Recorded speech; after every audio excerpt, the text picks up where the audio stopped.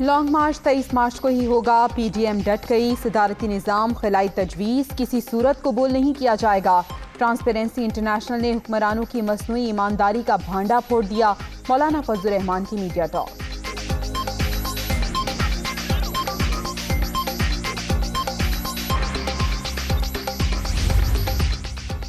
काबीना इजलास में ट्रांसपेरेंसी इंटरनेशनल की रिपोर्ट का तस्करा। मौजूदा हुकूमत ने करप्शन के खिलाफ सबसे ज्यादा इकदाम उठाए। वजीर आजम का इजहार ख्याल।